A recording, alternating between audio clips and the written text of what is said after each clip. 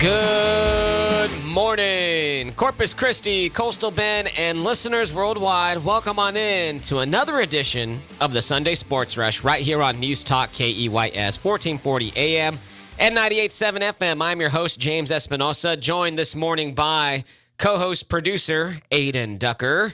What's Gucci with her? We have co-host sitting across from me, Marcos Matakin in the house. What's up, Marcos? What's up, James? How you doing? Having a great morning. Alex Weister is not with us this morning. He is, I believe, either at the airport or getting ready to go to the airport. Either way, he is flying back to the DFW today to start his second semester at the University of North Texas. Yeah, wherever he is, he better be having us on the app. Yeah, you better be listening, Alex. And hit us up on the text line, everybody, 361-882-5397, 361-882-5397. That is the number to hit us up on the text line. It's episode number 101. 101 or 101. Which one sounds better to y'all? 101 or 101? 101. Should I say it like that going forward, like 102, 103, or 101, 102, 103? What do y'all think? I like 101 though. 101? I do like it, but it's up to you. All right, I guess it is up to me. At the end of the day, I do have editorial control over the show, so. Yeah. All right, it's episode. You run the show with an iron fist. It's episode 101. We're excited to be with you this morning. Coming up at 9:50, we're gonna have some NBA talk to get into. The Spurs set a record for most attended basketball game ever at the Alamodome on Friday night. We'll dive into the ins and outs of that, what it means for the franchise, etc. At 9:30, we're going to recap yesterday's crazy NFL Super Wildcard Saturday, including the Jaguars' epic 27-point comeback. We'll dive into that. At 9:20, we have a little bit of news to get into. Somebody is making a big-time return to the UFC, and finally, Carlos Correa has a team to play for. We'll talk about all that and more coming up here in the first hour. But right now, I wanted to get the question of the day out there, Aiden. So throw just a tad bit of NFL music on. The question of the day to the listening audience, 361-882-5397. Be ready to answer this one, because I put this on my social media feeds yesterday, and it got quite a bit of response. The Cowboys and Buccaneers play on Monday night, the last game of Super Wildcard Weekend. With that being said, we know Mike McCarthy has been a great coach throughout the regular season. We understand this. He's led them to back-to-back double-digit wins since the triplets era in the 90s. Back-to-back playoff appearances in about 13, 14 years. He's done that. He's motivated this team. He's got them to this point. But,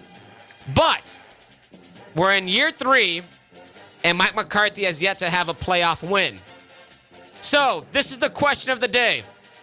If the Cowboys lose to the Bucs on Monday night, does this give grounds for Jerry Jones to fire Mike McCarthy? In this scenario, it would be 3 seasons, 0 playoff wins. If the Cowboys lose, is that grounds for termination for Mike McCarthy? 361-882-5397. Get in on the text line. What do we guys think in here? I'll start with Aiden. I don't think he's gonna get fired, nor I think should he, because if Jerry Jones is willing to have Jason Garrett for that long, I mean, I don't think he's gonna. I know during the offseason there was a lot of, there's a lot of smoke on the Sean Payton stuff and whatnot, and how Jerry Jones, was interested in him and whatnot. But I just feel like, you have back-to-back years of playoff, back-to-back years of double-digit wins. If anything, they're probably looking at a coordinator change.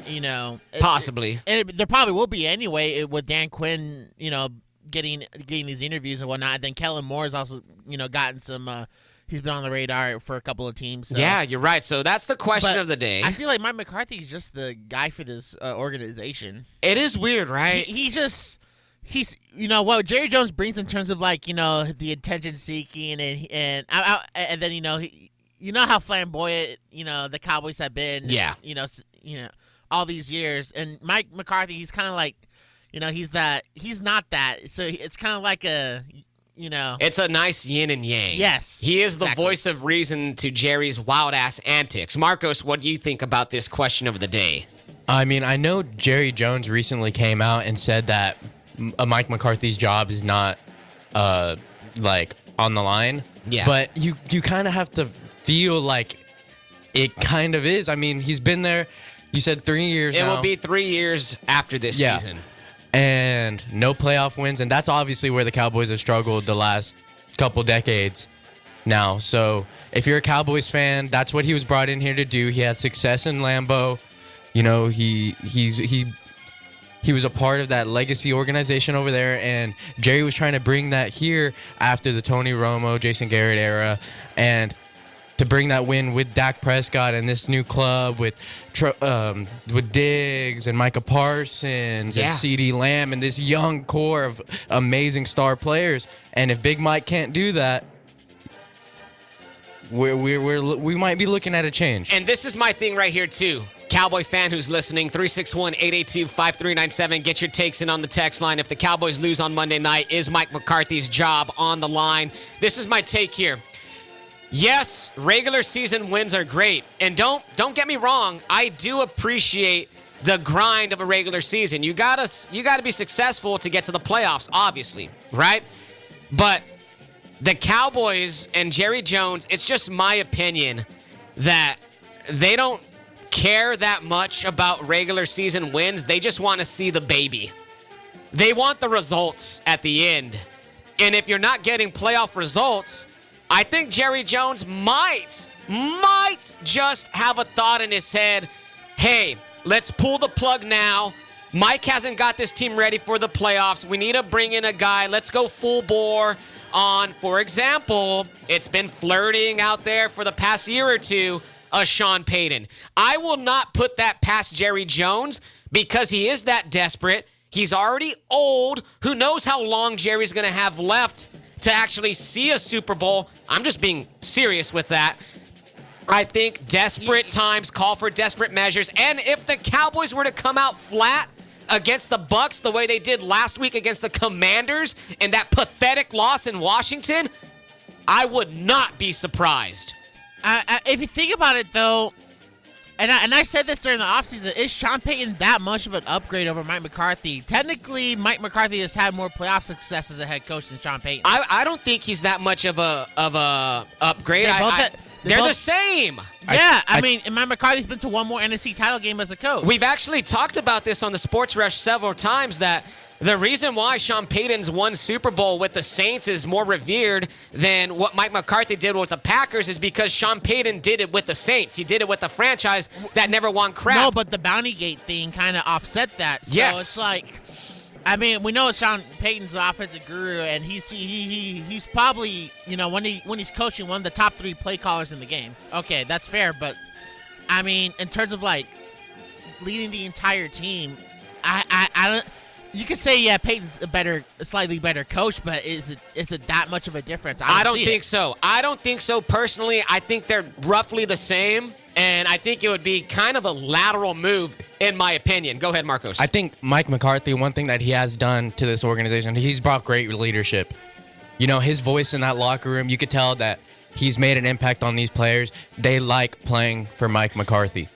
Another thing, too, like, you had the injury, to Dak Prescott. He, early on in the season, of course, led by the defense, but still riding the ship out like that. And then as the defense has gotten injuries and has gotten, worse than what they were earlier in the season, the offense has been, picking up the slack here and there. And of course, we will talk. So that's coaching. We are going to talk tons of Cowboys and Buccaneers today. I got a lot of Cowboys nuggets for you throughout the course of this show. But the question of the day is 361-882-5397. Question of the day, if the Cowboys lose Monday night, does Jerry Jones think about making a coaching change? What would you do if you were in that crazy-ass mind of Jerry Jones? Would you change coaches if the Cowboys come out flat Monday night? If the Cowboys show no heart on Monday night, is that a sign that it's time to go in a different direction for the Dallas Cowboys. 361-882-5397. All right, I'll get to y'all's guys' responses here in a minute after that. Got a crazy little note involving the Cowboys game coming up, and it's involving Tom freaking Brady, because Brady has been a Cowboys boogeyman. He's 7-0 against the Cowboys all time, and if the Cowboys want to go anywhere, they got to slay this dragon eventually. And it's always just the Brady luck. Like in the past, when Brady has struggled against the Cowboys, the Cowboys couldn't score. So here is the stat. Crazy NFC quarterback stat. Here's the playoff records of all the NFC quarterbacks. Playoff records as of this morning. Tom Brady, 35-12. Kirk Cousins, 1-2. Dak Prescott, 1-3. Jalen Hurts, 0-1. Brock Purdy, 1-0. Daniel Jones, 0-0. And Geno Smith, 0-1. Tom Brady, 35 freaking playoff wins. Absolute mind-boggling how long this guy has been around. And look, Cowboy fan, I get it. He is that boogeyman, guys. But gonna have to slay that dragon. Gonna have to go through Tom Brady. 361-882-5397. And when you're going against Brady, you're going against the great luck he's had throughout his career. And we're going to, of course, dive into a bunch of Cowboys talk. Coming up at the top of the hour, we're going to have a full Cowboys versus Bucs preview. We will dive into that. Question of the day is, if the Cowboys lose on Monday night, will Jerry Jones think about making a coaching change? Is that grounds for a firing of Mike McCarthy? Also, if you want to weigh in on who wins between Cowboys and Bucs, do that as well. 361-882-5397. It's episode 101 of the Sunday Sports Rush. When we come back, Aiden, we're going to hit the break real quick. When we come back, we're going to get to your reactions on the text line. I'm going to get to the reactions I got on my social medias because y'all guys were on fire with this question. And then I want to shout out Stetson freaking Bennett and the Georgia Bulldogs for what they did last Monday against TCU. It's Cowboys talk all show long. It's NFL talk all show long. Get in here, Sunday Sports Rush. We'll be right back.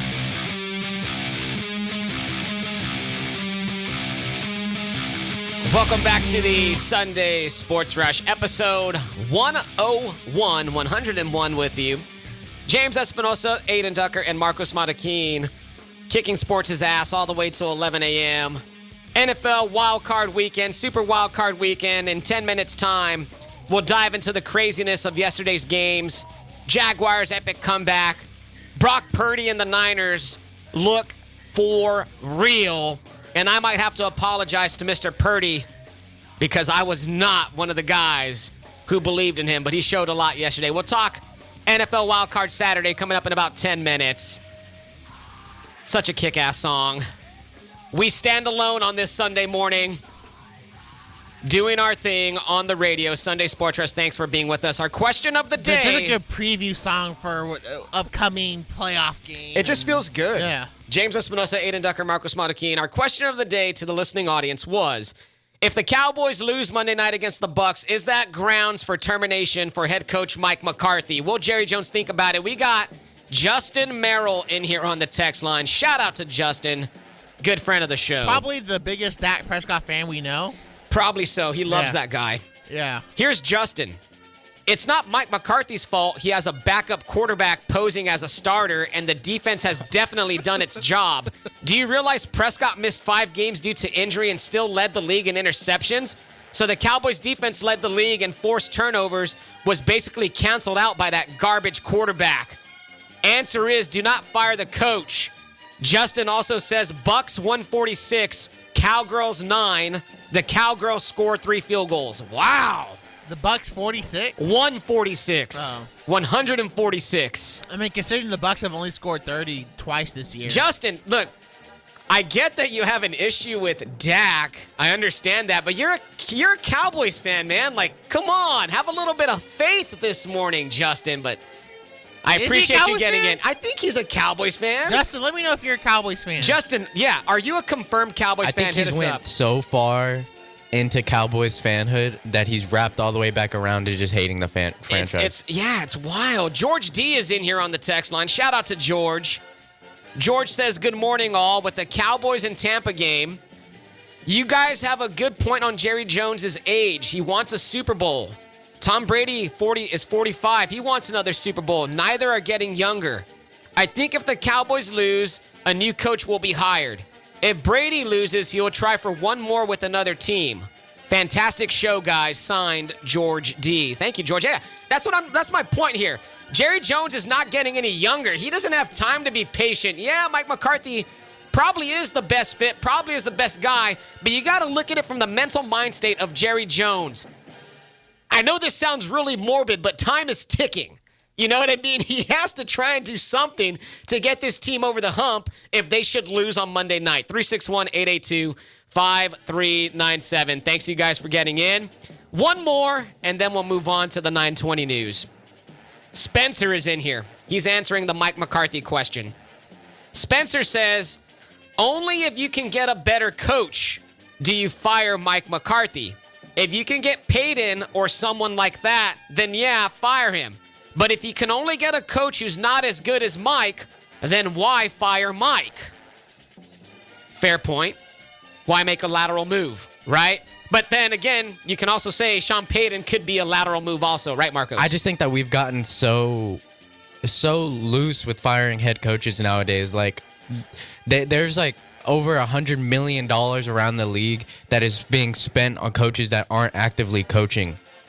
Like, it's getting to a point where coaches aren't even given a real leash to work. And Mike McCarthy's had success with the Cowboys. He's had a lot of success. There's only one team that wins the Super Bowl every year, and it can only be that one team. And sure, you can look at the 31 other teams. You can say, we didn't win. We didn't have our goal. We didn't win the Super Bowl, which is every team's goal. But only one team can do that, and that doesn't mean that 31 other coaches should be fired. Hell of a point. Love it. You're right. Only one team gets to raise their trophy. Hey, newsflash out there. It's hard to win Super Bowls.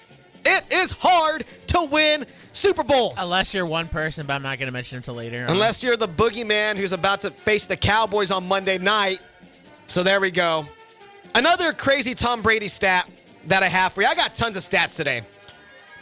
If Tom Brady and the Buccaneers beat the Cowboys, if Tom Brady beats the Cowboys on Monday night, he will surpass the Cowboys' all-time franchise playoff win total by himself.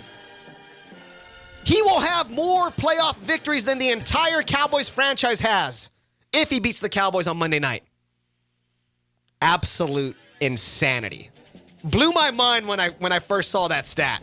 Blew my mind. Right now, it's Brady, 35 playoff wins. The Cowboys' entire franchise, 35 playoff wins. I believe only the Niners and Steelers have more playoff wins than Brady himself, right? Yeah, wild. And that's the greatness of Tom. I mean, they're going against one of the all-time greats on Monday. It's going to be fun. I cannot wait. Get your takes in here, 361-882-5397. Let's talk some 920 news real quick. Let's get on that before we hit the break. God, I am rocking and rolling this morning. I'm ready. There's a lot of news. All right, the Georgia Bulldogs absolutely beat the crap out of the TCU Horned Frogs on Monday night, 65-7. That was hard to watch. The biggest blowout in bowl history. Ever. Biggest, obvious blowout in national championship history. TCU never had a chance, man. They were in it early. I know they got that touchdown. They brought it to within 10-7. And then Georgia just absolutely put it on them. There was a moment when Sonny Dykes and the TCU Horned Frogs offense, they had the ball past the 50. They were in Georgia territory, and it was like a 4th and 6. You're down by 10, and Sonny Dykes did one of the most cowardly punts I've ever seen. He punted in his own territory, and when that moment happened, I knew it was done. You mean in Georgia territory? Yeah, in Georgia territory. When that moment happened, I knew it was done. Georgia destroys them. Stetson Bennett, 6 total touchdowns, offensive MVP. First back-to-back championships in college football playoff history, and the Georgia Bulldogs are slated to win the title again next year. They are the favorites to do it. Now, I have some audio that I pulled from Kirby Smart, coach of the Georgia Bulldogs. He had a pregame speech to Georgia. This was heavily edited by myself this morning. I made sure to double check. I double checked. Double and triple check this. Yes. But here's Kirby Smart absolutely firing the Georgia Bulldogs up before hitting the field against TCU in the national championship game. Trust your preparation. Your ass is prepared for this for 365 days. I think about the in that locker room. Think about getting our opportunity. All the you went through this week to get ready for this game. Now is when you pay the price. You go out there with energy, enthusiasm. Hey, guys, ain't nobody in this room should be cautious. Ain't nobody in this room should be nervous about shit. Go out here and their ass up. Don't think about scoreboard. Don't think about shit. You think about knocking this shit out. Did you hear what Box said on Monday? When I sat in that meeting, I wanted to go play right then. Tore your shit up out here. 2 years ago, your shit up. Goddamn pride and joy tells me you these guys up. You go play the right way. You play the right way. You knock their ass off. You stay off the ground. You tackle the man with the ball. The shit's easy. Look at the right shit. Punish their ass on offense and kick their ass on special teams, guys. It's about who the you are. I believe in you. Let's go. Whoa. Yeah, I want to Run through a freaking brick wall for Kirby. I want to run through this glass in the studio. Dude, I spent like probably 10 minutes editing that. Like, I'm not even joking. I was just like, oh, damn. I remember when I had to, back when we did the bench warmers, I remember when I had to edit Patman Jones and getting in the cop car. Dude. Man, yeah. that was a war in editing. I'm surprised. I'm pretty sure this one was one too. So, I can't believe you even pulled that audio. Yeah, no, yeah, I wanted to. The people needed to hear Kirby Smart. I mean, and it worked. I mean, that Georgia team came out swarming all over the field. I mean, they had that false start right out of the game. They were like, oh, is Georgia going to falter? And they didn't. They were dominant. They didn't let up a score after 4 minutes left in the first quarter. Yeah. TCU didn't even get close to scoring. Like, they were absolutely dominant. That defense really impressed me. And SEC fans out there who ride on the coattails of the top team in the SEC every year, and it's Georgia now, but it used to be Bama. But TCU belonged. They beat Michigan, who was undefeated, and beat Ohio State. In the regular season, who Ohio State went down to the wire with Georgia. It was just a rough night. It seems like nothing was going to stop Georgia that night. So I know this is kind of turning into a Georgia segment, but I just wanted to get this out there because the hard break's coming up here in 10 seconds. Stetson Bennett, great career, 29-3 record, 2-time college football national champion, 2-time college football national champion, offensive MVP, Heisman finalist, 1-time SEC champion, 1-time All-SEC. I think he's going to go down as one of the best college football quarterbacks. Not going to say he's the greatest, but definitely one of the best to ever do it in the college game. So shout out to Stetson and his 25-year-old self. A lot of people were hating that he's old. Oh, well, Yeah. get over it. 26, no? 20. He was 25, I think, at the time of the game. But yeah, so there we go. Shout out to Georgia for doing it and doing it big, and they'll probably be right back in the hunt next year, going for an elusive three-peat. So there we go. That's going to wrap up the 920 news. When we come back, I do have some more Cowboys notes. We are going to recap yesterday's Wildcard Saturday. Jags with an epic comeback. The Chargers with an epic fail. Is that the end of Brandon Staley? I don't know. We'll talk about that next after the break.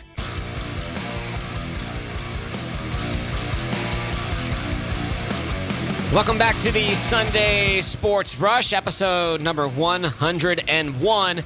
James Espinosa, Adin Ducker, and Marcos Matakin with you till 11 a.m. Coming up in about 10 minutes, we'll have a sports grab bag. Spurs broke the NBA attendance record in the Alamodome. That was pretty cool. If you were there, let us know. And we'll also dive into some more sports little nuggets here in the next 10 to 15 minutes.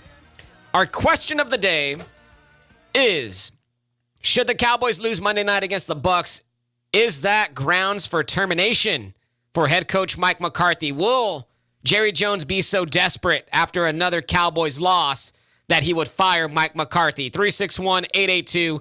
5397. I got Roy in here. Roy says, McCarthy's first season, he got hit with a bad injury to Dak. Then the defense was horrible before Dan Quinn. So I think after next season, you bring up the question. Can't blame Mike for Dak's last year's playoffs. Bad decision led them home. Interesting take right there, Roy. Appreciate that. I do agree that this year probably shouldn't be the year you look at Mike McCarthy. Sean Payton, you put their resumes up side by side. Player A, player B. You know how they always do that? And then you look at their resumes.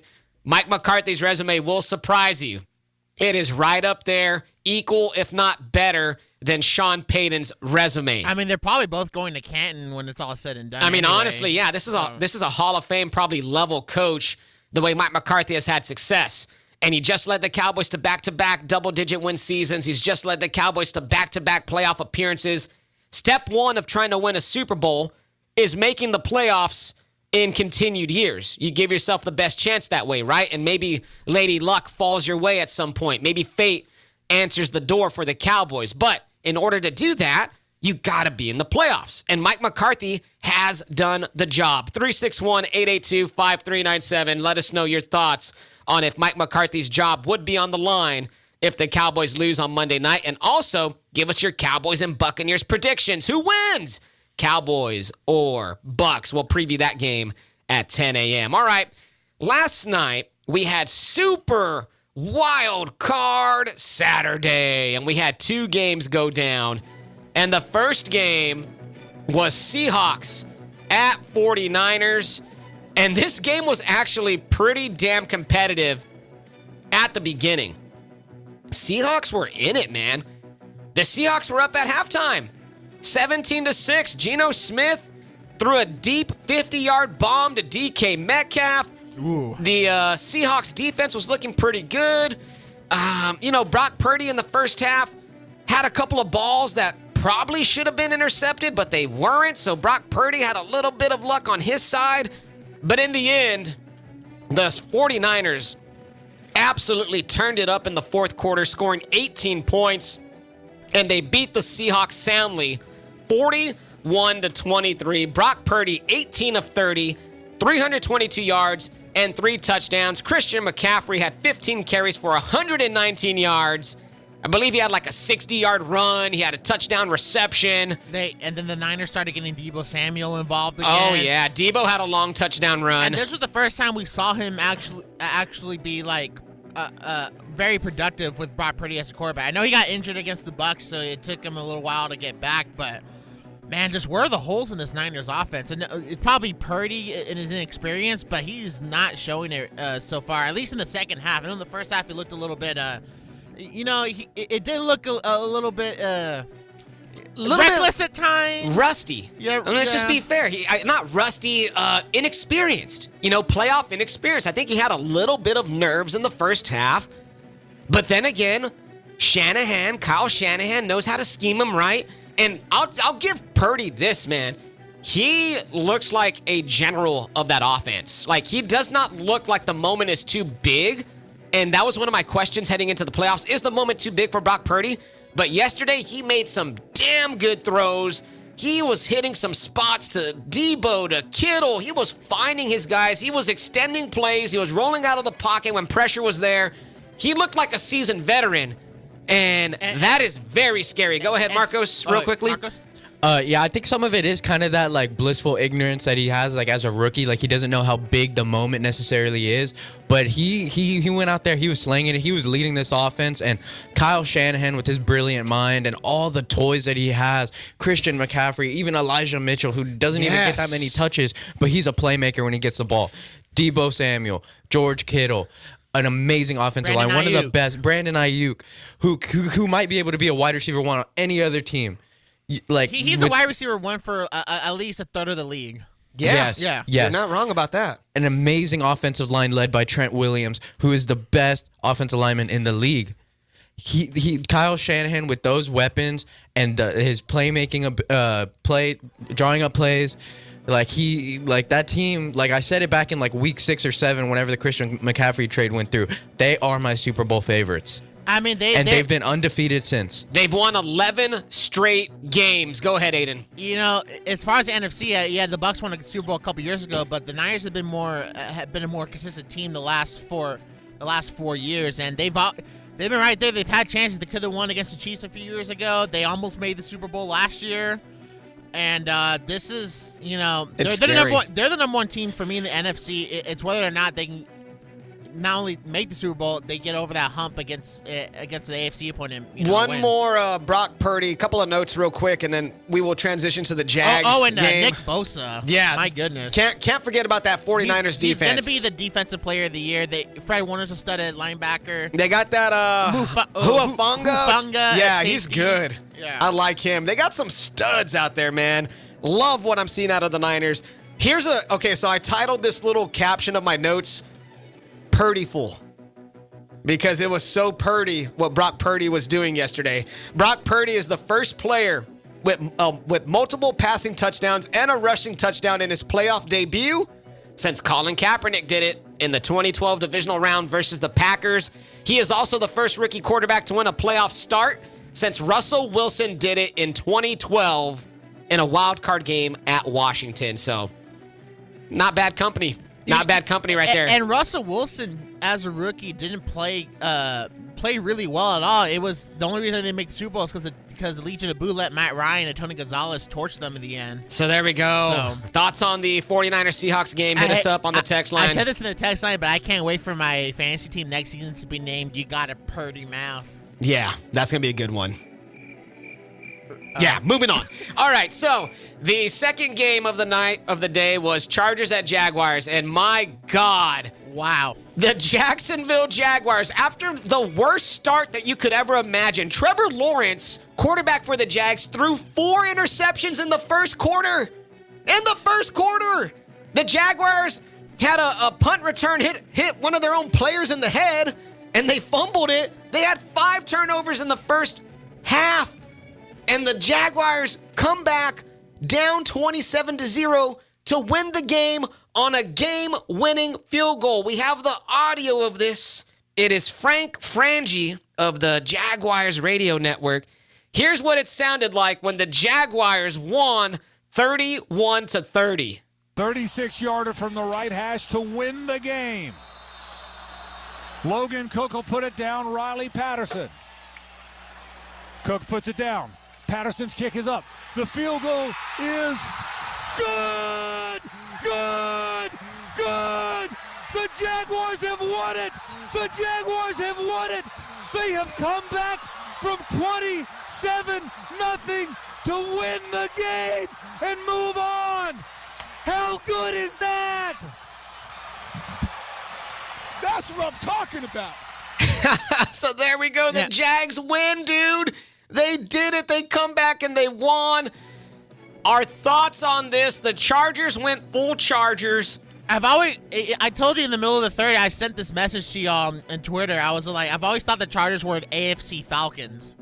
Yeah. And they are. They're like the AFC Falcons or the AFC Cowboys. No, at least, but the Chargers don't have the Super Bowl history the Cowboys have. Yeah, that's true. So they're AFC Falcons. So Trevor Lawrence in the first half was absolutely pitiful.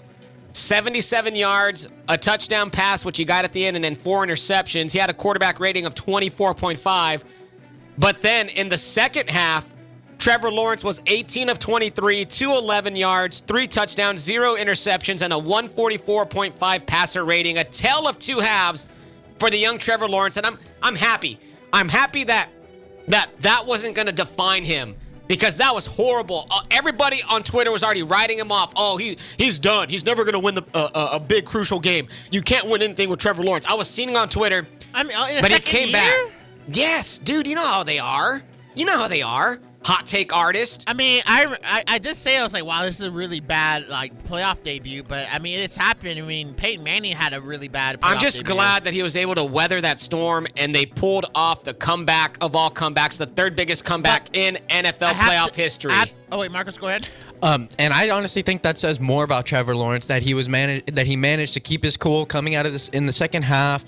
Sustaining success, not getting too rattled. Like, whenever they had success, you try to keep it Like, I think that says a lot more about him as a player than those 4 interceptions that he threw. That's true. And also, I want to shout out Doug Peterson. Dougie freaking P, because late in the game, it was a 4th and 1. You're down by 2 points. You need to get this one to get yourself into field goal territory or possibly score a touchdown.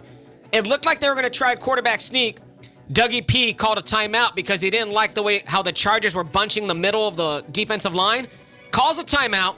They come back out, 4th and 1. Dougie P puts 3 running backs in the backfield. It looked like a high school type of play. And then they hand it off to Etienne, who kicks it to the outside and goes like 20 to 30 yards down the sideline to set up the game-winning kick. Doug Peterson is a freaking genius, man. Yeah, that's a genius. Like, as long as the Jaguars have him on his side, and they got Lawrence, and they got Christian Kirk, who was balling his ass off yesterday. Ingram was doing good. Zay Jones had a pretty decent game. The Jaguars, like we said last week, guys, are a freaking scary playoff team. And I think he's coach of the year, in my opinion. I know, people are going to probably put Dayball's name in there. What he's done with the Giants has been good as well. But just how bad the Jaguars were last season. Total turmoil. Yeah, they were in total turmoil. They were over there worrying about if Urban Meyer was going to cop a feel on all these women instead of coaching their damn team. And even then, they started off really bad. They were like 3-8, I believe. And they rallied off, and they look like a formidable foe for what we assuming the Bills and Bengals win their game, is a formidable foe to the Chiefs. We have Jesus here on the text line, 361-882-5397. Jesus says, Duval. And then he also sent in a picture. It says, Trevor Lawrence in the first half, crying, laughing face, and it's Dak Prescott's face on top of Trevor Lawrence's body. Wow. And that's funny. I gotta say, hey, that's funny. Thanks for sending it in. Credit the Jags for weathering the storm. Some of it's on their part, but I've always say this, and I'll say this till the day I die. Comebacks are always the coaching malpractice of the leading team, and we saw that. Brandon Staley, go ahead, Marcos. I think you got to give a lot of credit to that Jaguars defense. A lot of credit. They only gave up 3 points in the second half. They outscored them 24-3 in the second half. That is ridiculous. Even then, when you're Chargers offense, and I feel bad for Herbert because he performed well. And when you lead an offense of 30 points, you should. I mean, that should be enough to win a playoff game. It should that be. Chargers defense, and this is a defensive-minded coach, Brandon Staley. I mean, even that blown coverage to Zay Jones to make things interesting. I know Trevor Lawrence made some tight throws at the end, but still, it's just a bad look for a coach that was on the hot seat entering in, and now it's very sizzled up. I think the hot seat's very warm. Imagine the Chargers, they might want to think about, hey, Sean Payton. Who's out there? Exactly. And I don't want to sound like an old head, but it all starts with the run game. You can't win a game when you barely have over 50 yards of rushing for the entire game. You got to be able to get a good running game, like starting with the offensive line in the trenches. Those guys got to be able to create a push and give Austin Eckler, who is the best athlete on the field whenever he has the ball in his hands, room to run. Man. You cannot have him averaging 2.7 yards per carry. I agree. You cannot win like that. Nothing too before going on break. The Chargers had the 5th seed locked already before they play their afternoon game, and Brandon Staley decided to play his starters, and they lost Mike Williams because of that. Mike Williams would have helped. Yeah. Maybe they weather storm in the second half with a couple jump balls to him. It is what it is, but that's another coaching malpractice right there. That's another, exactly. We'll see what happens with Brandon Staley, but the Jaguars move on. Epic comeback from 27 points down. Awesome times were had last night. We're going to kick it to the break. Hit us up on the text line. Get your opinions in here, 361-882-5397. I got some text I got to read when we come back from the break. Coming up next, it's a sports grab bag. The Spurs set an NBA record. We'll talk about that and some more NFL. Keep it locked. Sunday Sports Rush. Welcome back to the Sunday Sports Rush. It's episode number 101. James Espinosa, Aiden Ducker, Marcos Matakin with you till 11 a.m. Coming up in 10 minutes, we're going to give our full breakdown of Cowboys versus Buccaneers on Monday night. So make sure that you stick around for that. Get your predictions in on the text line 361-882-5397. Who wins the game? Cowboys or Bucs? Do the Cowboys finally slay the dragon known as Tom Brady, or will Tom Brady continue to be the pain in the ass of the Dallas Cowboys? Hit us up on the text line. Let us know your thoughts. Getting to the text line, 361-882-5397. Ryan L. is in here. Shout out to Ryan. Faithful listener of the show, supporter. We appreciate you a lot, my guy. Ryan says, not hating again, but Tom Brady is probably going to win one more Super Bowl like a fairy tale before he retires, and there's nothing anybody can do about it. That's just how the movie ends, LOL. Dallas isn't bad. They're just going to be in the wrong place at the wrong time. Here's the thing. That would look really bad for the NFL if they let an 8-9 team win the Super Bowl. I don't think they're going to let him win a Super Bowl. I think it'll be earned on the field of play. It'll be earned. It'll be owned when the defense carries the load. You remember like Peyton Manning's last year, where that Broncos defense was like amazing. Yes. That's the only way I see it coming, because this Broncos offense is not going to be good enough to score like, high in the 30s and whatnot. We got some more reaction to if the Cowboys were to lose on Monday, should Mike McCarthy be fired? Our question of the day. Joe is in here. Joe says, I'd send out some feelers to see if Sean Payton would be interested and fire him regardless, if so. Anthony's in here. Anthony says, no way. Too high a standard. He has a pelt on the wall. Quinn and Moore don't. There are other places to get better that he had no control over. 30 wins over the past 3 seasons with Dak out 15 games. You can't discount that. Also, the Nolan defense was hot garbage. Worst ever. He had to deal with that also. Well, so Anthony's on Mike McCarthy's side. To be fair, though, that was Mike McCarthy's hire. It was. A lot of people don't realize that Mike McCarthy did mess up bringing in Mike Nolan. And then he rectified it, and they finally brought in Dan Quinn. Yeah. So at least he fixed that problem. We'll keep on answering your questions, 361-882-5397. Will the Cowboys fire Mike McCarthy if they lose on Monday night? And who wins between Cowboys and Bucs? Get them in on the text line. All right, right now it's a sports grab bag, but we're going to go ahead and jump into a little bit of NBA discussion because the Spurs and the Warriors dueled on Friday night. Yeah. And it was in the Alamo-Dome. It was an anniversary. It was celebrating the 50th anniversary season. Like, that was the pinnacle of it. Yeah, they've been doing stuff all year long, but that was the pinnacle. So that was the pinnacle. And then so the Spurs, they set an NBA record for attendance with 68,323 fans packed into the Alamo-Dome. The Spurs did lose by a lot. The game, though, and it wasn't very pretty. The Spurs lost 144-113. But Victor Wembanyama looks pretty, so there's that. So. Good loss, though. Good loss, great moment, awesome party, great atmosphere. Spurs lost, all went well. And I believe, wasn't it said before the season started that the Spurs were going to play some games in the Alamo-Dome? I think that was the only one. That was the only one. I thought they were going to play a couple more. They're playing in like Mexico and I think in Austin. They're going to play like 2 games in Austin at the brand new Moody Center also. So, the Spurs are doing bits. It is what it is, but that was a fun moment, and everybody who I know on Twitter looked like they had a good time with it. I had some people I know who were there personally, and it looked like it was an amazing time, man. The atmosphere looked incredible. I wish I was there. The only people trolling it, like talking about like the views and everything, are the people that weren't there.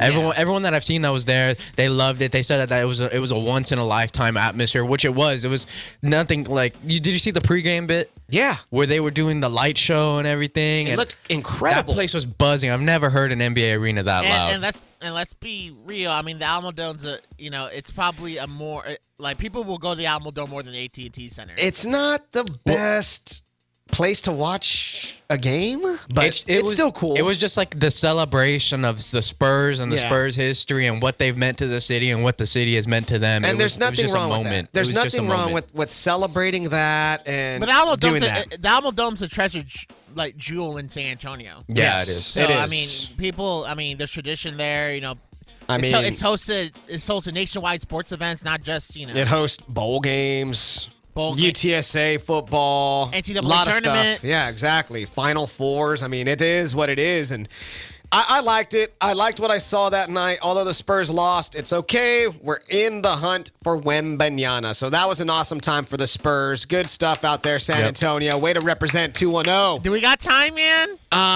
No, we do not have time. We could save it for a little bit later because I wanted to jump into something else real quickly. A couple of more sports notes. Don't worry, listeners. We'll try to get to it. John Bones Jones is back. Bones Jones is going to make his heavyweight debut for the vacant UFC title against Cyril Gane at UFC 285 on March 4th in Las Vegas, the UFC announced last night. So John Bones Jones is back. We'll see if he can remain clean. We'll see if he can stay away from the coke. We'll see if he can stay away from all the steroids and everything that he's been known to do. We'll see if he can actually drive a vehicle. We'll see if he can keep his hands off women. What? We'll see if he'll actually stop running from the police when he gets in trouble. What? I mean, there's a lot going on, but hopefully if he meets all those checklists, we could actually get this fight. Yeah. I'm not asking for much. Not asking for much out of John Jones. Just be a respectable citizen. That's it. And we'll see what happens. So that's going to be kind of a cool fight. I mean, Cyril Gane is not bad. Yeah. He's a really good fighter. Yeah, He's a really good fighter. Yeah, I believe he did fight for the title, right? And he lost close to Ngannou? Yeah. Ngannou, yeah. Yeah, Francis. And Francis Ngannou's not even in the UFC anymore. They kicked him out. Really? Because he was in a contract dispute with UFC, and he didn't want to sign what they were offering, so they released Francis Ngannou. What? Yeah, What night? This happened all yesterday. Yesterday? Yes, Francis Ngannou's not in the UFC anymore. He's gonna get a bag somewhere else, though. I think it's good. I think it's a good move for him. He's gonna get a bag, and he's gonna be able to fight on his own terms. Real quickly, Carlos Correa finally has a baseball team. After a failed contract signing with the Giants, a failed contract signing with the Mets. The Padres were close, apparently. Yeah, he's back with the Minnesota Twins on a 6-year, $200 million contract. Crazy situation.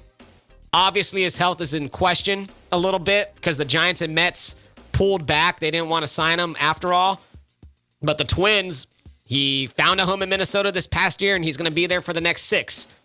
Well, the problem started whenever Carlos was asking for 10, 11 years, and then the team's like, well, you got this. I think he had one of those injuries where longevity is definitely in question. He had the foot injury, right? Yeah.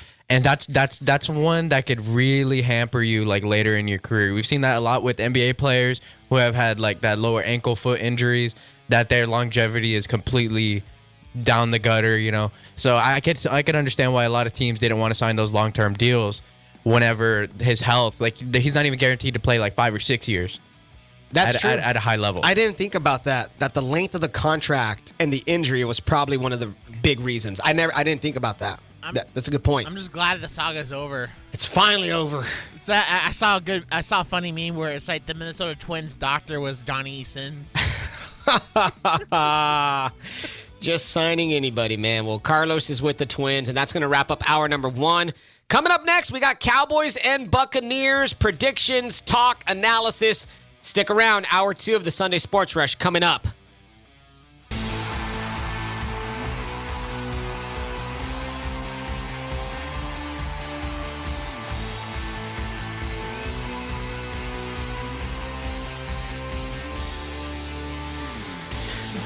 Good morning, Corpus Christi Coastal Band listeners worldwide. Welcome back to the Sunday Sports Rush. It's hour number 2. It's episode number 101. I am James Espinosa, joined alongside Adin Ducker and Marcos Matakin.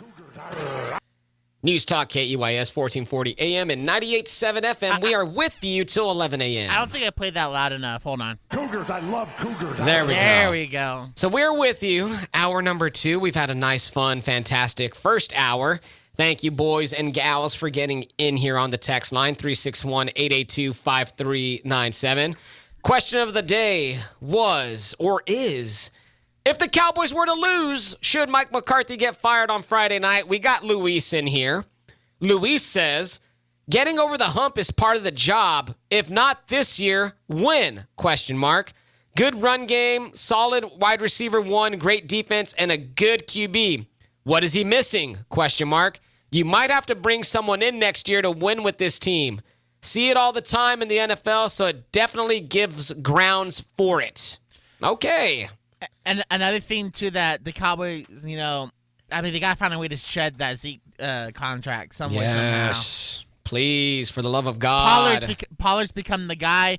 And it was actually, I guess it's sort of bad news for the Cowboys that he got named a Pro Bowler. Because now his agents, they're looking at that and they are, he had a good season. I mean, he deserved it. I think, but still, it's like, you got to use some of that Zeke money on Pollard now when his time is up. He will be slated to be a free agent after this season. Tony Pollard. Oh, he's going to get a bag. No, he's going to get franchised. Probably franchise tagged, maybe. Who knows? Schultz is going to be the free agent. Yeah, Schultz will probably get let go, but of course, that's all Cowboys offseason fodder. That's stuff we're probably going to talk about for the next 5 or 6 months. So prepare for Cowboys offseason talk. Hopefully not anytime soon. Hopefully in a few weeks, we'll start talking Cowboys offseason because Monday night, it is going down in Tampa. It is Cowboys and it is Buccaneers.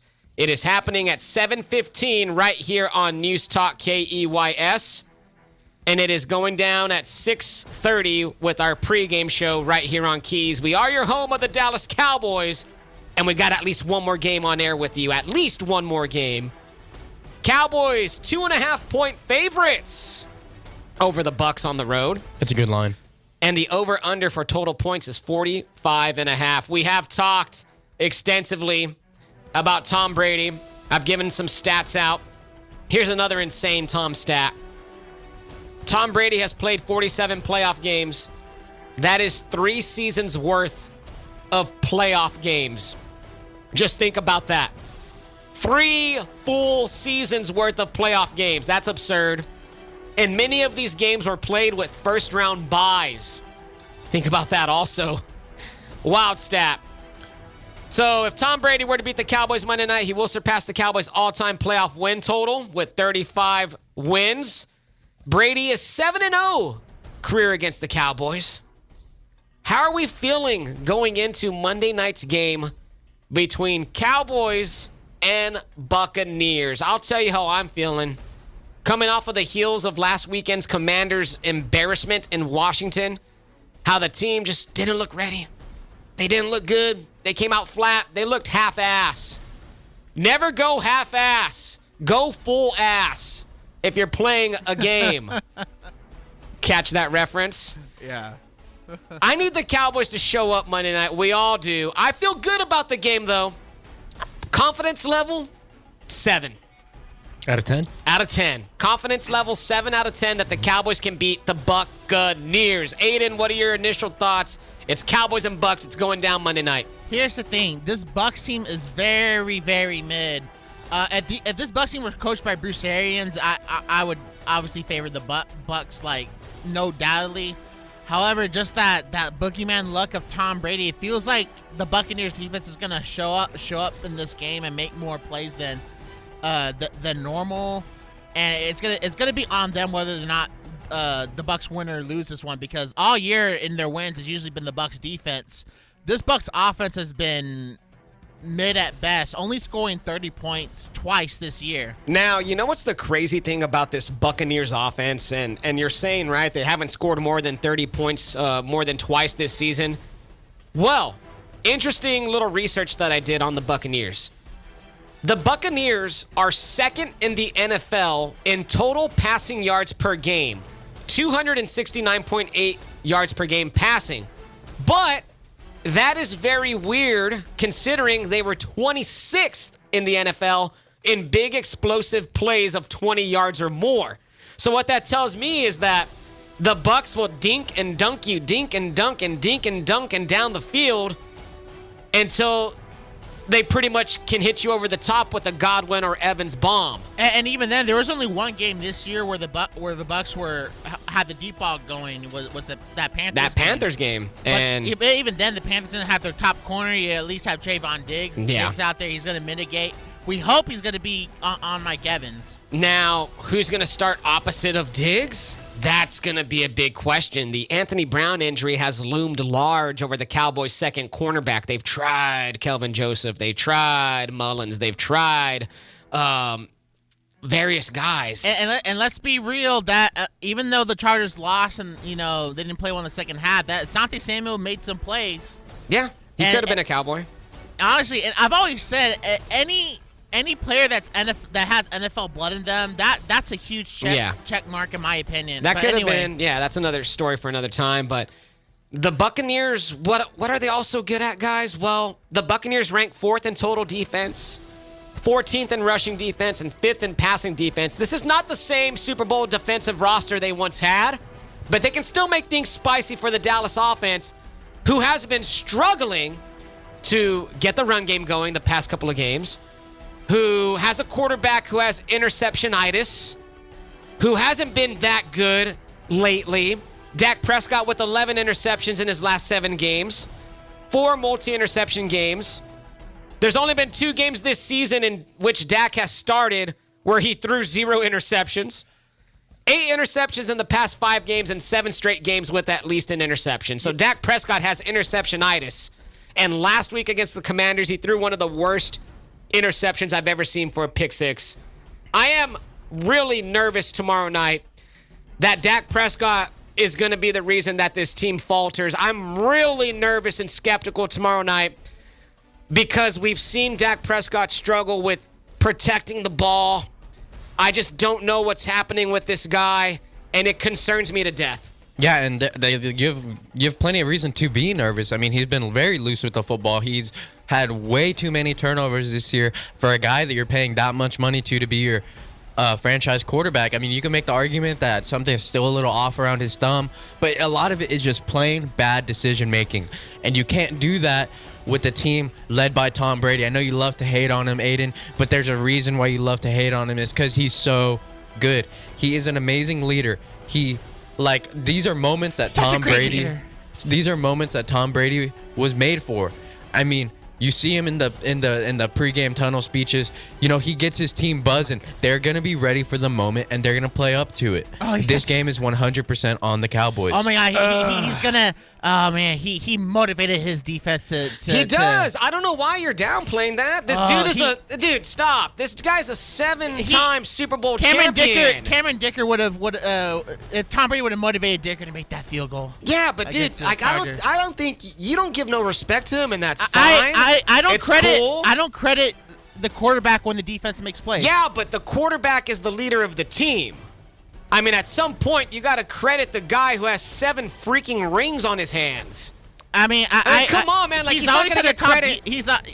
Y'all aren't going to bust me from this. He's always had the top defense every year. He's a great quarterback. With the Mannings, Elways, Montana. He's great. Don't get me wrong. He's a great quarterback. Wow. Great. So GMs actually, when they get a great quarterback, they're like, oh, let's build a nice team around him. Oh, my God, what a concept.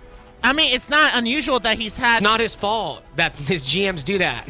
No. Anyways, I don't want to get into a Tom Brady argument. I mean, I'm not downplaying, I mean, he can't control how good or bad his defense is. It's just that he's always had a good defense. Yeah, and that's not his fault. Yeah.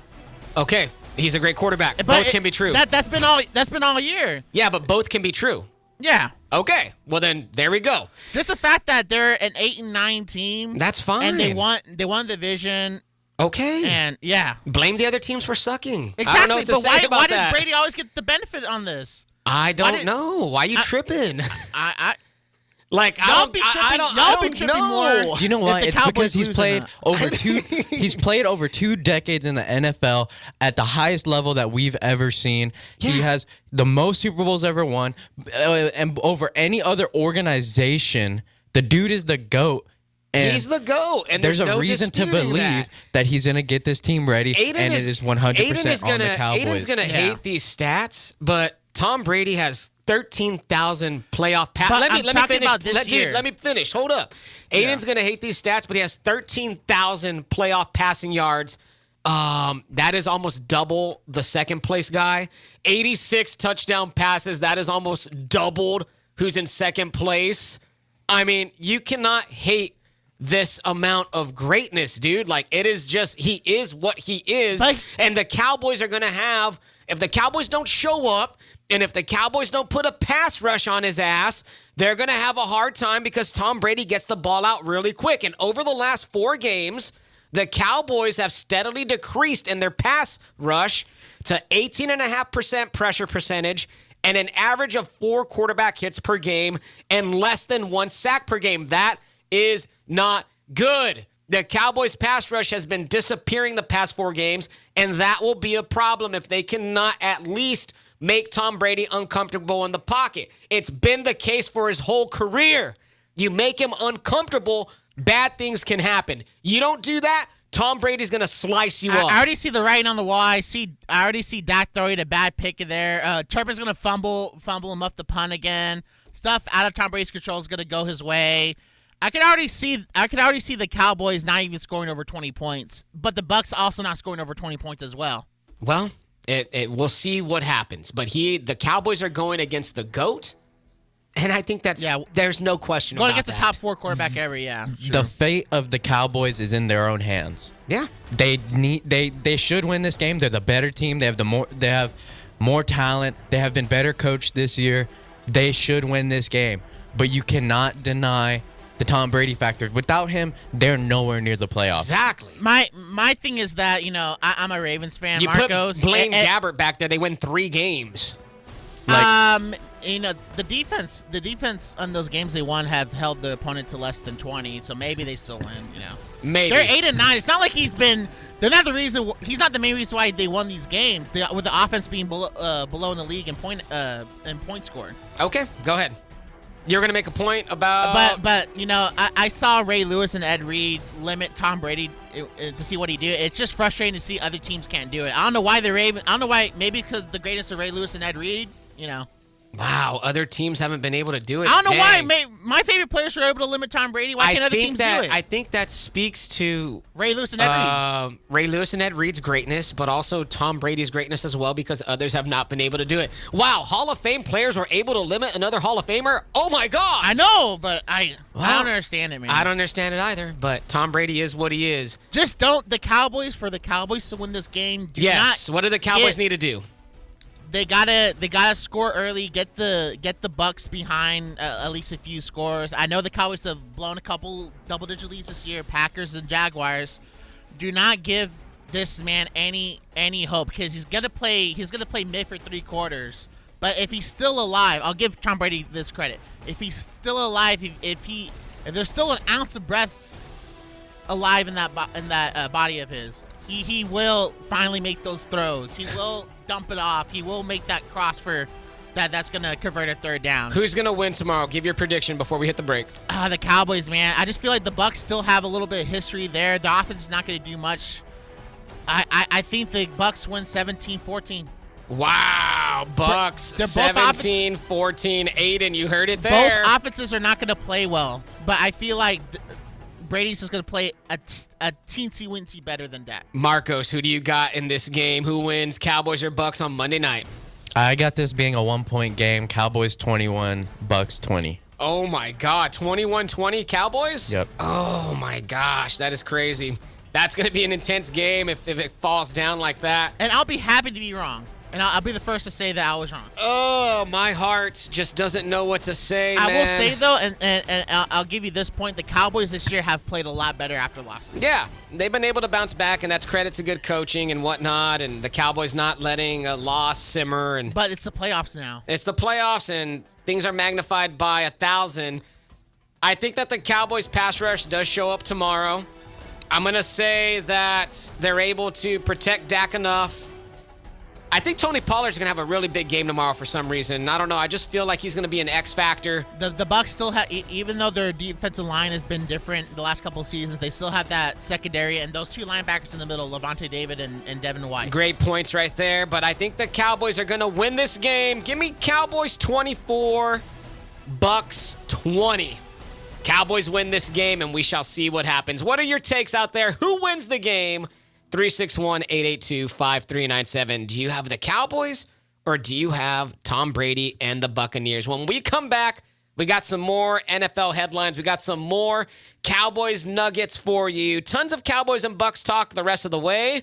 So keep it locked to the Sunday Sports Rush.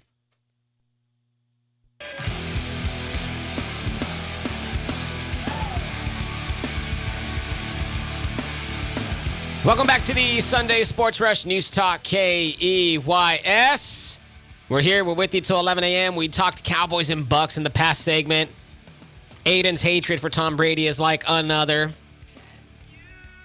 It is what it is. Will always be my most hated athlete. I know, but this is going to be my point about the Brady stuff. I get that you hate him, but there's a point where you just have to acknowledge the fact that he has accomplished all these things despite luck bouncing his way. Who cares about that? That's nothing. If he throws for over 300 yards and 3 touchdowns and whatnot, but it doesn't. No. The flowers don't even have to be given. He has 7 Super Bowls. Those are the flowers. Well, this year at least. Those are the bouquets. He has 7 freaking rings. No, I'm talking about this year where he's barely skating by. I'm talking about this year. Well, hey. A lot of people skate by at times, I guess. But, hey, not everybody's going to have a all-pro year after year. But that is what it is. So it's Cowboys and Bucs. I asked a question before the break. Who do you have winning the game? We got Oren in here. Oren says the Bucs win because it's the Cowboys. Okay, fun, interesting. James is in here, 361-882-5397. James says the Bucs win. Andrew is in here. Andrew says it depends. Playoff Brady plays different. So Dak is going to have to play like he did against Minnesota and not how he played against Washington. The Cowboys defense is going to do their thing, but you can't expect it all game long. So Andrew doesn't really pick anybody, just kind of has a general take. Fun. Chip is in here. Chip says, depending on what Cowboys show up, but if the right Cowboys show up, the Cowboys for sure win this game. 361-882-5397. Fun fact, Tom Brady's playoff pass rating is actually lower in the playoffs than it is in the regular season. That's interesting. You play better teams. I actually didn't know that. Did not know that. Yeah. Every team you play is a great team in the playoffs. So, Drew Brees' playoff pass rate is actually increased from, Yeah, well, Drew Brees doesn't have 7 rings. So, there we go. Sorry. And Drew Brees... They couldn't tackle Stephon Diggs in the sideline. And Drew Brees had a noodle arm at the end of his career, so we'll see. But crazy Cowboys stat to know. The Cowboys have lost 8 straight playoff games on the road. That's crazy. They haven't won a playoff road game since the 1992 NFC Championship game at San Francisco. That's actually, wow. Yeah, they haven't won a road playoff game in 30 years. I mean, I assume, in the mid-'90s, most of those teams, they were like the number 1 seed they had, But, wow. Yeah, hasn't happened. Has not happened on the road for the Cowboys. In 94, the NFC title game, they played at San Francisco, They played at San Francisco and lost. They lost. Yeah. Yep, they played at San Francisco and lost, and every road game from then, they have lost. So we have some other NFL news to get to. A lot of firings. Marcos' Texans got rid of Lovie Smith. Well-deserved. They won last week against the Colts. And now they have the number 2 overall pick. I just want to get Marcos's. Hold up. I want to get Marcos's opinions on what the Texans did last weekend, because now they have the number 2 overall pick instead of number 1. So Marcos, you're the Texans fan. The floor is yours. Let it out if you have to. Look, some people were even calling for Nick Casario's job. The GM has nothing to do with the players and coaches wanting to win. The players and the coaches are always going to play every single snap like it's their last. Because you know what? It could be their last. DeMar Hamlin showed that a couple weeks ago. These coaches, these players, they're trying to get their next contract in every single play. They cannot afford to put out bad tape. Because you know what? There's going to be another GM that's watching it that is ready to sign them. And they say, this cornerback took a play off and gave up a 70-yard touchdown. I can't have that. These guys are playing for their futures. So I don't blame them for winning and going out there. I loved watching that game. It was nice seeing some winning football for once. Yeah. Davis Mills made some incredible throws with a 55, 60-yard bomb to Jordan Akins in the end zone as time was expiring or whatever. It was 20 seconds left. I don't know. I think I found the only Texas fan that was happy they won that game. I'm not mad at it. You can't be mad at it. Yeah, I guess you can't be and you know what? too mad. It sets a good tone for the off season. That's a good culture. We're gonna go out there and we're gonna win no matter what. Nothing saying a good tone like firing a head coach after 1 year. Who is back-to-back one and dones with David Culley and now Lovie Smith. Well, so the Texans have such a history of good culture under the McCarthy. Who is your preferred candidate for the Texans? My preferred candidate is DeMeco Ryans. I mean, he has such a heavy tie to the city. He was an amazing player here. This is where he like grew in the football world even more. He should be in the Ring of Honor. I don't think he is. And I would love to see him back in Houston. I think he's an amazing leader. You know, he was as a player. He was a captain for the Texans team. Like, I would love to see him back in H-Town. I think there's some other guys like Steichen. Is that how you say his name? Steichen from the Eagles offensive coordinator. Yeah, he's the Eagles OC. Ben Johnson. I think those two guys are amazing offensive minds. Yeah, I would love any of those three guys. And this is a really deep, young head coaching pool, and there's a lot to look out for this offseason. My thing with this, and this is for any head coaching job out there, right? This is just my personal opinion, but if you have a young quarterback, or if you're about to draft a young quarterback, I feel that your head coach should be offensive minded, because that's probably going to be your guy. You know what I mean? I that's just my point. So I think the Texans should go with an offensive minded coach if they're going to draft a quarterback with NFL experience. Well, preferably with NFL experience. I like Urban Meyer. Yeah, preferably with NFL experience. Yes. You know, I understand that, but also at some point you got to do what's best for the team. Yeah. As a head coach, you got to be able to work with your quarterback as if you were an offensive-minded coach. Because once you're a head coach, you're not the defensive coordinator anymore. You're not an offensive coordinator anymore. You're the head coach. You coach the entire football team. So there we go. Wow, I like that. So interesting, right? The Texans are kind of in a... Also, I think they're the most attractive place for any future head coach. They are going to have the number 2 pick, and they are going to have their choice at quarterback. They have 4 first-round picks in the next 2 years. And they got what? Pick number 12? 2 and 12. I wouldn't say the ownership's that attractive. Cal McCare, firing 2 coaches. You know, they've made a lot of changes. They've been listening to the fans. They're releasing new jerseys. They had like a whole media campaign to get feedback and everything. There's changes being made. Okay, so there we go. I like it. All right, so Aiden's telling me we got to go. When we come back, we are going to talk today's NFL games, give our predictions, give our takes on that. Keep it locked. You're listening to the Sunday Sports Rush.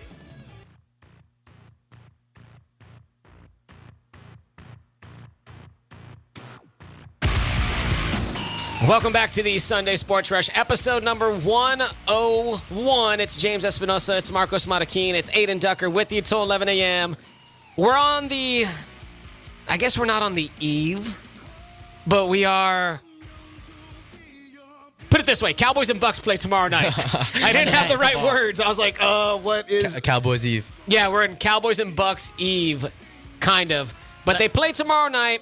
Super Wildcard Weekend on Monday night. Troy and Joe will be on the call. And I want to know, who do you think is going to win this game? 361-882-5397. We got some more takes in here. Joe is in here. Joe says the Bucs because Tampa Bay... Oh, no, he says the Bucs because Tom Brady ain't no way in hell losing to Dak. That man will make a deal with the devil for the W, but will then immediately lose the next game. I honestly don't think that's funny. That's that far out of the realm of possibility. I think that's a funny take, Joe. I mean, it's the Bucs probably... I pay where they shouldn't make it past the second round. Mario's in here. Mario says Cowboys 27, Bucs 22. All right, that's Mario's take. Billy's in here. Billy actually has the same score as Aiden. Bucs 17, Cowboys 14. So, you know, it's a little bit of a mixed bag this morning on who do we think is going to win between the Cowboys and the Buccaneers. But if you have some takes, get us in 361-882-5397. That was our discussion this morning and in the second hour. Go ahead, Aiden. I mean, to be fair, people didn't think that Brady would lose to Matt Stafford last season. Yeah, you know. And Nick Foles in the Super Bowl a few years ago. You're right about that. It's a team game at the same time. It is a team game, and we'll see what happens, of course, tomorrow night. Get your takes in. If you have them, 361-882-5397. All right, so today we have 3 NFL Super Wildcard Weekend games. I just love the name Super Wildcard Weekend. Something so childish about that makes saying it so much fun. So 12 o'clock, we have Dolphins at Bills. Guys, the Bills are 14-point favorites. 14-point favorites. They're 2 touchdown favorites. And the Dolphins will not be starting Tua Tagovailoa. Tua is still concussion protocoled out. Instead, they will start rookie out of Kansas State, Skylar Thompson, on the road in Buffalo. Does this one have the potential to be an absolute bloodbath? I'll start with Marcos. Yeah, I could easily see Buffalo absolutely running away with this. Very, very easily. This Buffalo team has, like how I mentioned last week, I know you said that they have to earn the nickname championship culture, but they have the cultures that championship teams have, if that makes sense. Another interesting note about the Buffalo game, right? Damar Hamlin, of course, who suffered the medical incident a couple of weeks back on Monday Night Football. He's been released from the Buffalo hospital. And he actually went to the Buffalo Bills facility. Yeah, he's back in the building rehabbing. He is back, so pretty cool. I'm pretty sure today, I don't know if he'll be at the stadium or not. Maybe. But I'm pretty sure if he is, and if he goes on the field and waves hi to the crowd, I'm pretty sure that moment's going to be absolute electric. That's going to be a crazy moment, a feel-good moment.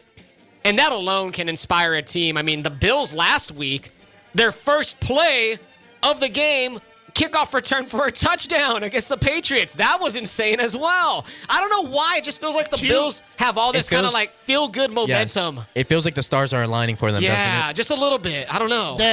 For the regular NFL fan that doesn't have their team in the race, I think the Bills are the overwhelming NFL favorite in terms of fan base. I would say so. Right now, no. I'm trying to if you're say you're not a Cowboys fan, or the Cowboys are eliminated, and you have a team to root for. That's what I mean. Yeah, if you have no dog in the fight. The number one no dog in the fight team this season. Yeah, no dog in the fight team. If you have nobody you're rooting for sure, I think that they can be somebody who you definitely like. I gotta say, though, playoff game between two divisional teams, they usually don't start off as blowouts right away. Well, we saw with the Seahawks and Niners. I have a feeling the Dolphins are going to be in this game at half, within a possession. I just don't know how they muster up anything on offense. No, I mean, you got Tyreek Hill and Waddle. I mean, if Tyreek breaks one, Tyreek can break one, and Gesicki. And also too with the Bills secondary, Mac Jones kind of lit them up in that final game, and people don't realize Damar Hamlin was actually their backup safety because he's filling in for Micah Hyde, who was lost earlier in the season. So they got their third string safety. They're very thin back there. Go ahead, Marcos. I will say, go ahead, Marcos. Oh, I was just gonna. I think for the Dolphins to succeed, they're gonna have to have a lot of mental errors from that Bills secondary, and that is a really good point there, having the third string safety out there for this game. But I think you're gonna have to have too many mental mistakes from this Bills team, who does not make many mental mistakes. I keep saying it because it's so true. They have a great culture down there. They want to win. Their goal from day one of training camp has been the Super Bowl. It wasn't to improve on what they did last year. It was to make the Super Bowl and win it. Do we all have Bills winning? Yes. The Bulls are gonna pull away the second half, just like the Niners did. It's gonna be a similar kind of game. Do the Bills cover the 14 points? Oh yeah, they win. I think they win 31-14. Okay, I don't know, man. That's 14 points is a lot. Damn, I'm going to pick the Bills to win, but I'm not sure if they cover. I got the Bills, and I think they're going to cover. All right, moving on to the 3:30 game. It's on Fox. The 9-7-1 Giants at the 13-4 Minnesota Vikings. Minnesota is a 3-point favorite at home. Of course, these two teams dueled in the regular season. All these Wildcard Weekend games are rematches of regular season battles. And the Giants are on the road once again against the Vikings. They played a crazy game on the road earlier in the regular season, and they beat the Vikings, if I'm not mistaken, in the regular season. Yes. So no, the Vikings beat them. Oh, no, the Vikings barely squeaked by on the Greg Joseph field goal. 61 yards. Yes. Oh, my God. This one has a lot of potential. I actually do like the Giants a lot in this game. But then again, it's afternoon Kurt. It's post-church Cousins. I mean, I don't know. This might be one of those games where he absolutely goes off, but I like the Giants' defense. Saquon's going to be playing. I like Daniel Jones. I think Daniel Jones is a very underrated quarterback. Put some weapons around him. I think he could be quite successful. And Brian Dable. It's going to be Brian Dable versus Kevin O'Connell. Two rookie coaches going at it against each other. That's going to be a fascinating thing to see as well. I don't think the Giants are scared of the Vikings, nor do I think they should be scared of the Vikings. I like the Giants a lot. How are you feeling about this one? It's been really hard to root for this Vikings team. They've lost some games that they have had no business losing. They even won some games that they had no business winning. You know, they've been very inconsistent at times. There's no reason why they should have been down to the Colts 33-0. They ended up coming back and winning that game. But this Vikings team has been scary. I like them in this game, though, which is it's really tough to say with how inconsistent they've been. But I love that offense. I mean, Justin Jefferson I think he's the best wide receiver in football. He's had an unbelievable season once again. And so it's tough to bet against Saquon, Daniel Jones, and the Giants, and Brian Daboll, who's had them buzzing. But give me the Vikings. What about you, Adin, back there? I think it's going to play out just almost exactly like the regular season game did. I think the Vikings won on a field goal. Give me Vikings 24-21. Yeah, I can see it shaking out both ways here. You know, Just that we haven't seen seen Daniel Jones in the postseason, and that's going to be another thing, right? And how well he's going to perform. And the Vikings are a bit healthier than the Giants too. And it's tough because you never know which Vikings team's going to come out. I honestly think well. this is a coin flip game. Like, seriously, I think this is a coin flip game, and I think that 3-point spread tells us that as well. And another note here, this will be the first Vikings home playoff game since the Minneapolis Miracle in January of 2018. So first time the Vikings are having a home playoff game since then. Dude, so that's tough. I think I'm going to pick the Giants in an upset. Giants in an upset. Giants will win this game. There we go. Are we having our upsets this week? No, we're not doing Pick'em. Oh, okay. Pick'em ended. Yeah, Pick'em ended. Aiden's the champ. Again, two-time champ. I lost once again.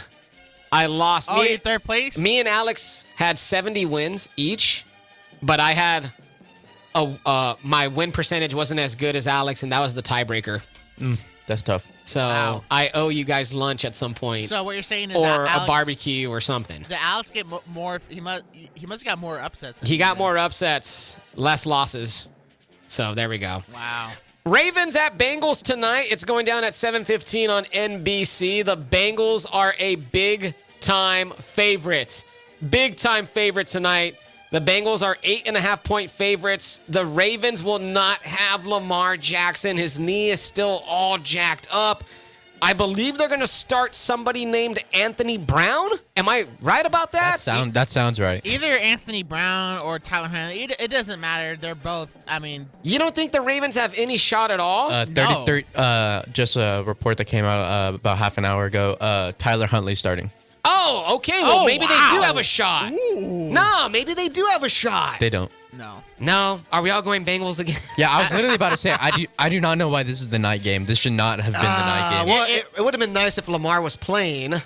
I think the NFL expected Lamar to play. Damn, dude, that sucks. I hate the fact that Lamar's out and we're not Even- going to get even- this matchup. Even That's if epic. Lamar's playing, I mean, the Ravens have no receivers. I mean, Mark Andrews. I mean, This is a good he's a Bengals great team. tight end, but just nobody good throwing to him. I mean, the Ravens' running game is hit or miss this year. Yeah. Ravens defense has played better since Roquan Smith's been there. Hopefully, they can limit the Bengals a bit, but I think the Bengals win by It's gonna have to be. Yeah. So you think the Bengals win by a couple of touchdowns? Yeah, I think it'll be close to half, but I think Burrow goes to Chase and T. Higgins, and it's in Cincy. Yeah. The only way the Ravens are winning this game is they need a defensive touchdown. They need a special teams touchdown. They need a couple of turnovers. They need Joe Burrow to have a Trevor Lawrence-like performance in the first half. They had to get a pass rush going, but the Ravens' pass rush has been this year. Yeah. Well, And so, and then Jamar Chase and T. Higgins have lit up the Ravens at home, in the last few seasons. So I feel you. last couple of seasons, I mean. So give me the Bengals. I say Bengals win 30, Ravens 16. And I think an underrated point on this Bengals team is you could say they're young and you could say they're inexperienced in this playoff setting, but they've had a lot of players, specifically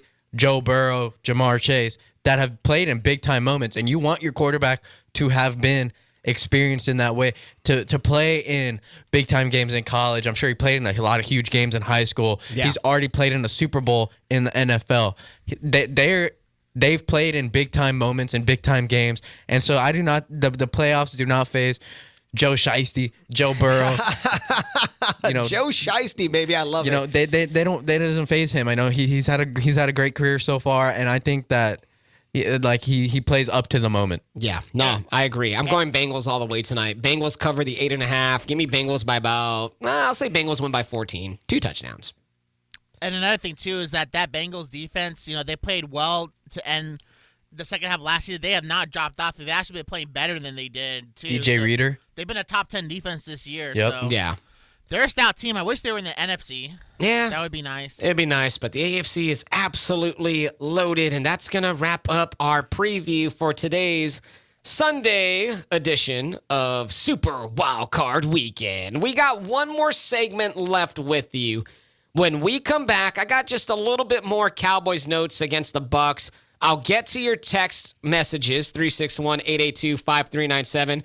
And we also got some local news to toss in to end the show. So keep it locked. It's the Sunday Sports Rush.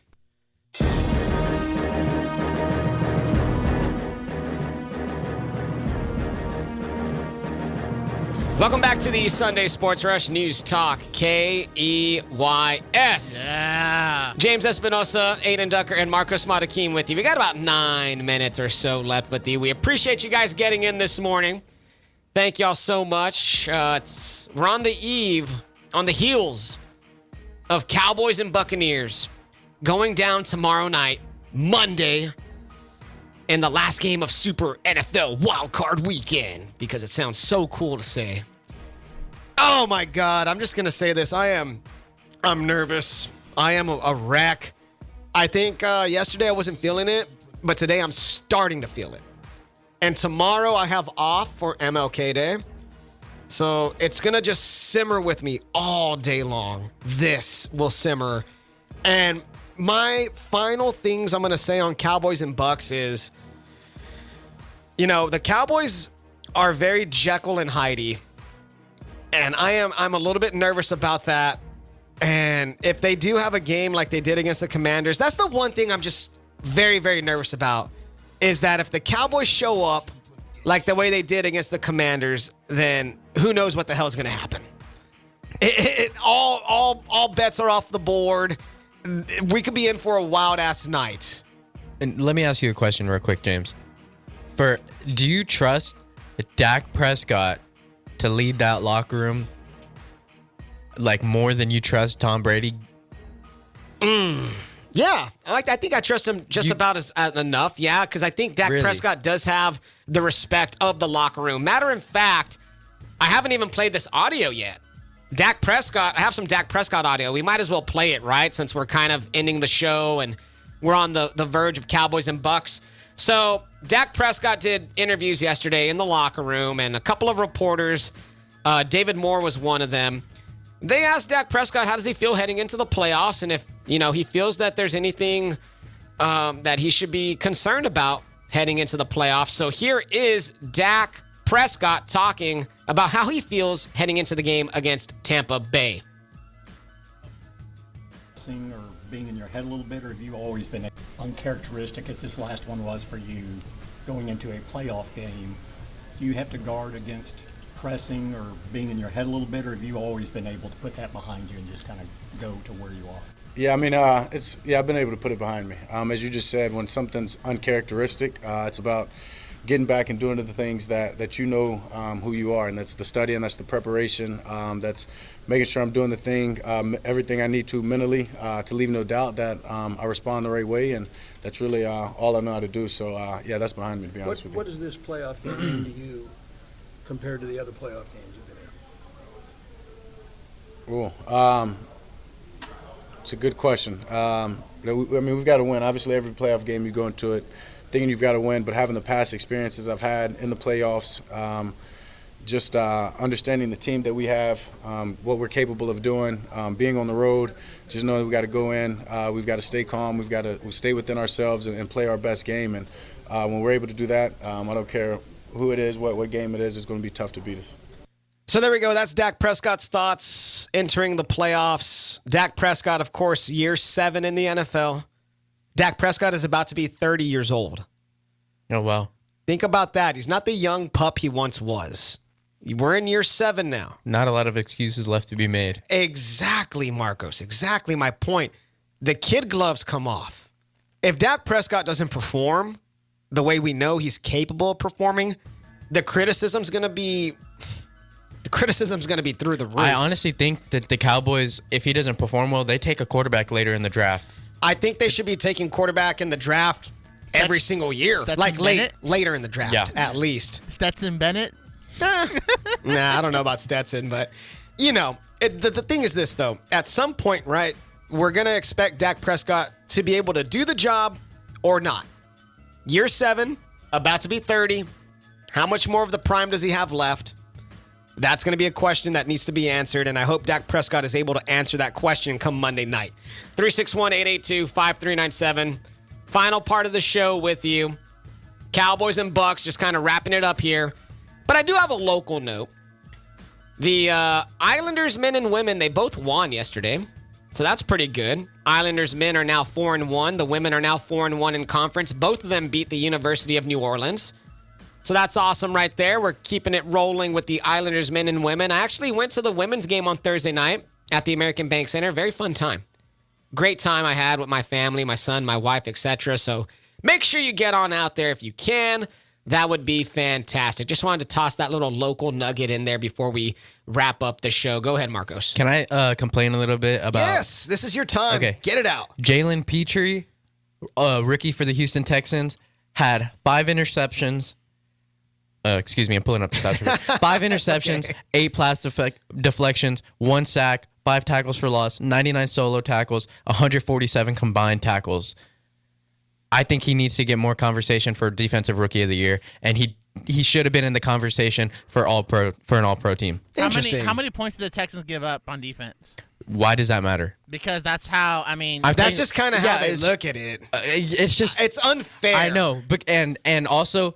Laramie Tunsil, who was voted as a Pro Bowler starter by his peers, by the coaches, allowed the fewest sacks with just 1 sack and 3 QB hits on 676 pass protection reps. See, I never knew that about Tunsil. I didn't know he was that good. I always knew he was good. I didn't know he was that good. And he had a hell of a season for the Texans, so yeah, he probably should get a lot more love. And he was the highest grade pass blocker in the NFL by Pro Football Focus. You know what I think it is, Marcos? I think it is because... we suck. Okay. I was going to put it a lot more nicely than you did. I was going to say they weren't, as successful this year, so therefore voters overlooked them. But you definitely just, they sucked this year. So that's why the voters didn't give those individuals the respect they probably needed. Yeah, for sure. But, look, there's building blocks around the Texans, so... we'll see what happens with that in that regard. Guys, we only have about a minute left. Anybody want any parting shots about anything? You know what else sucked this year? No, I'm not going to mention it. We'll mention it off here. We will maybe table that story. That's a little bit too hardcore. We can save it for next week if we bring... Sure. I want Dotson on next week. I'll text him. We haven't had man card court in forever. I think Dotson would be good to have on next week. Marcos, you've never been on a man card court with us, have you, Marcos? No. Wow. Yeah. Okay, we got to get Marcos in the man card court. We got to break you in. We got to find a way to take his man card away. So Marcos, 361. If you do anything unusual in front of us that's unmanly, we will take your don't worry, Marcos. I've had my man card taken away at least like 50 times. I'm so confused. We will explain it to you later on. It's a bit we do with Dotson Lewis. Oh, okay. So, all right. Well, that's going to wrap up the show. Super Wildcard Weekend edition of the Sunday Sports Rush is coming to an end. Want to thank everybody out there for texting, everybody for interacting with us on the socials and getting in and getting your thoughts in. We do have Cowboys and Bucs tomorrow night, 7:15 on Keys, pregame at 6:15. So make sure you tune into that. Have a nice, fun, and glorious Sunday. Enjoy all the football. Eat some good food. Enjoy an adult beverage or two, and stay safe out there, guys. For Aiden Ducker, Marcos Matakin, I am James Espinosa. No more questions. We will talk to you next week.